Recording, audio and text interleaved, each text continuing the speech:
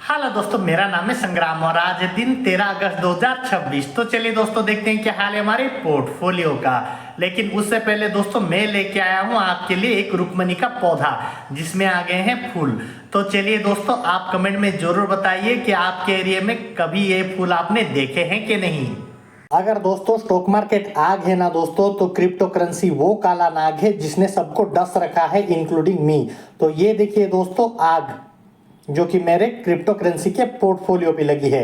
तो देख लीजिए दोस्तों, ये आग है या फिर काला नाग, जो कि दिन ब दिन गिरा हुआ रहता है। तो देख लीजिए दोस्तों, तो ये है दोस्तों हाल हमारे क्रिप्टो करेंसी का, जो दिन ब दिन गिरा हुआ जा रहा है दोस्तों। 57% के करीब ये गिरा हुआ है, शायद और थोड़ा गिरने की कगार पर है।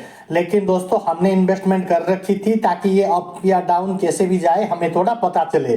तो इन्वेस्टमेंट के चक्कर में शायद हमने कुछ गलत इन्वेस्टमेंट कर रखी है, इसीलिए दिन ब दिन ये गिरता जा रहा है और पोर्टफोलियो में हमारे आग लगता जा रहा है। तो चलिए दोस्तों आगे बढ़ते हैं और देखते हैं हमारा अगला वाला पोर्टफोलियो क्या कहता है।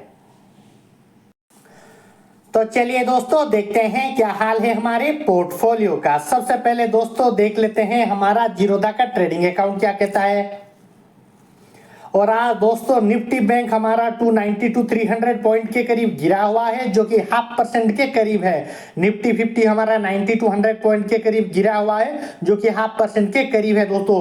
आज एक अच्छा खासा बेरिश डे होने वाला है दोस्तों, ऐसा मुझे लगता है, क्योंकि सारे के सारे स्टॉक रेड में दिख रहे हैं दोस्तों। तो चलिए दोस्तों इंडिविजुअल स्टॉक्स का हाल देख लेते हैं। एलटी फूड्स हमारा फ्लैट है, पीरामल फाइनेंस हमारा फ्लैट है, यूपीएल हमारा 0.5% के करीब गिरा हुआ है, टाटा स्टील हमारा 0.5% के करीब गिरा हुआ है, जनरल इंश्योरेंस हमारा फ्लैट है, पीएफसी हमारा फ्लैट है, Tata motor commercial vehicle 4 to 5% के करीब बढ़ा हुआ है, टाटा मोटर पैसेंजर व्हीकल 0.5% के करीब बढ़ा हुआ है, वेदांत हमारा 0.5% के करीब गिरा हुआ है, वेदांत स्टील हमारा 1% के करीब बढ़ा हुआ है, वेदांत पावर हमारा 0.5% के करीब बढ़ा हुआ है, वेदांत एल्यूमिनियम हमारा 0.5% के करीब गिरा हुआ है, वेदांत ऑयल एंड गैस हमारा 0.5% के करीब बढ़ा हुआ है दोस्तों। तो चलिए दोस्तों देख लेते हैं क्या प्रॉफिट बुकिंग करने जैसा कुछ है हमारे पास। तो यह है दोस्तों हमारे स्विंग ट्रेड का पोर्टफोलियो, जो कि 12 टू 13% के करीब गिरा हुआ है, 30 टू 31,000 के करीब। इंडिविजुअल स्टॉक्स की अगर बात करें तो एलआईसी हाउसिंग फाइनेंस 9 टू 10% के करीब गिरा हुआ है, 4 टू 5,000 के करीब।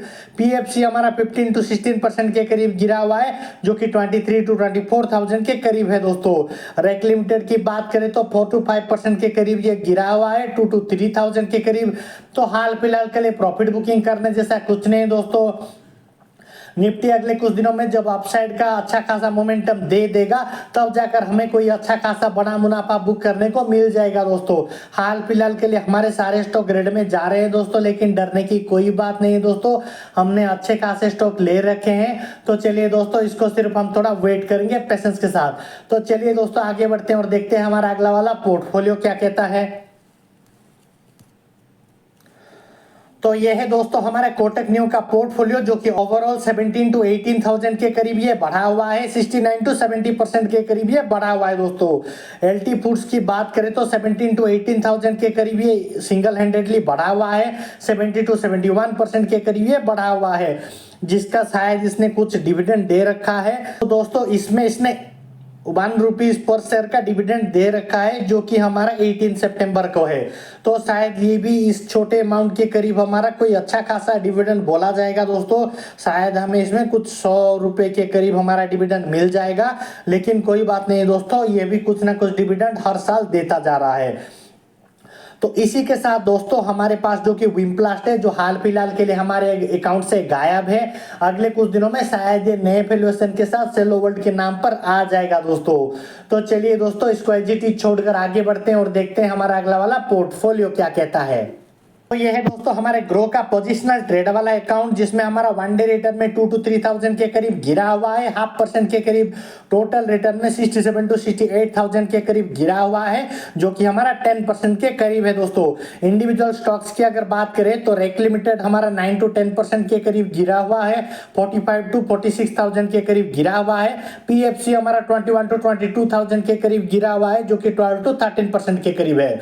तो हाल फिलहाल के लिए ये भी रेड कलर का देखने देखने को मिल रहा है दोस्तों, बुरी तरीके से ये भी गिरा हुआ है, लेकिन कोई बात नहीं दोस्तों, वक्त के साथ धीरे धीरे रिकवरी ये शुरू कर देगा दोस्तों, डरने की कोई बात नहीं है। तो चलिए दोस्तों म्यूचुअल फंड का हाल देख लेते हैं। म्यूचुअल फंड की अगर बात करें तो दोस्तों वन डे रिटर्न में 700 to 800 के करीब ये गिरा हुआ है। टोटल रिटर्न में 1,23,000 to 1,24,000 के करीब बढ़ा हुआ है, 8 to 9% के करीब। और इसका XIRR भी पॉजिटिव में आ गया है दोस्तों, 6.2% का पॉजिटिव XIRR हमें देखने को मिल रहा है दोस्तों। तो हाल फिलहाल के लिए इसमें कोई एडजस्टमेंट करने की जरूरत नहीं है दोस्तों, ये ऑलरेडी अच्छा खासा परफॉर्म कर रहा है, डरने की कोई बात नहीं है दोस्तों। तो चलिए दोस्तों इसको एज इट इज ग्रो होने के लिए छोड़ देते हैं और देखते हैं हमारा अगला वाला इन्वेस्टिंग अकाउंट क्या कहता है। दोस्तों हमारा एंजल वन का इन्वेस्टिंग अकाउंट जो कि 45 to 46,000 के करीब बढ़ा हुआ है, 22 to 23% के करीब ये बढ़ा हुआ है दोस्तों। और यहाँ पर दोस्तों म्यूचुअल फंड की अगर बात करें तो 11 to 12% के करीब बढ़ा हुआ है और इसका XIRR भी पॉजिटिव में आ गया है दोस्तों, 6.27% का पॉजिटिव XIRR हमें देखने को मिल रहा है दोस्तों। इक्विटी की बात करते हैं, इक्विटी में हमारा 44 to 45,000 के करीब ये बढ़ा हुआ है, 22 to 23% के करीब ये बढ़ा हुआ है दोस्तों। एनालाइज में देख लेते हैं, मिड कैप हमारा 42 to 43% के करीब बढ़ा हुआ है, लार्ज कैप हमारा 12 to 13% के करीब बढ़ा हुआ है, स्मॉल कैप हमारा 45 to 46% के करीब लॉसेस में देखने को मिल रहा है दोस्तों। तो चलिए दोस्तों सेक्टर वाइज देख लेते हैं। फाइनेंस और हाउसिंग 127 to 128% के करीब बढ़ा हुआ है। ऑटोमोबाइल और ट्रक्स हमारा 93 to 94% के करीब बढ़ा हुआ है। ऑटोमोबाइल और पैसेंजर कार 36 to 37% के करीब गिरा हुआ है। स्टील और आयरन हमारा 17 to 18% के करीब बढ़ा हुआ है। पेस्टिसाइड और एग्रोकेमिकल 5 to 6% के करीब बढ़ा हुआ है। अदर्स हमारा 6 to 7% के करीब बढ़ा हुआ है, जिसमें हमारा फाइनेंस और NBFC 7 to 8% के करीब गिरा हुआ है। एल्यूमिनियम प्रोडक्ट्स हमारा 1118 to 1119 के करीब बढ़ा हुआ है। और यहाँ पर मेटल और नॉन फ्यूरोस हमारा 0.5% के करीब गिरा हुआ है। मेटल और फ्यूरोस हमारा 10 to 11% के करीब बढ़ा हुआ है। ऑयल और रिफाइनरी 65 to 66% के करीब गिरा हुआ है। पावर जनरेशन 42 to 43% के करीब गिरा हुआ है दोस्तों। चलिए दोस्तों इंडिविजुअल स्टॉक्स का हाल भी देख लेते हैं। तो वेदांत एल्यूमिना हमारा 1118 से 1119% के करीब बढ़ा हुआ है। पीरामल फाइनेंस हमारा 127 to 128% के करीब बढ़ा हुआ है। Tata motor commercial vehicle 93 to 94% के करीब बढ़ा हुआ है। टाटा स्टील 17 to 18% के करीब बढ़ा हुआ है। वेदांत स्टील 10 to 11% के करीब बढ़ा हुआ है। UPL हमारा 5 to 6% के करीब बढ़ा हुआ है। वेदांत हमारा 0.5% के करीब गिरा हुआ है। जनरल इंश्योरेंस हमारा 7 to 8% के करीब गिरा हुआ है। PFC हमारा 8 to 9% के करीब गिरा हुआ है। Tata motor passenger vehicle 36 to 37% के करीब गिरा हुआ है। वेदांत पावर 42 to 43% के करीब गिरा हुआ है। वेदांत ऑयल एंड गैस 65 to 66% के करीब गिरा हुआ है दोस्तों। तो हाल फिलहाल के लिए हमारा इक्विटी अच्छा खासा परफॉर्म कर रहे हैं दोस्तों, डरने की कोई बात नहीं है। तो चलिए दोस्तों मिलते हैं हम हमारे अगले वाले एपिसोड कल में।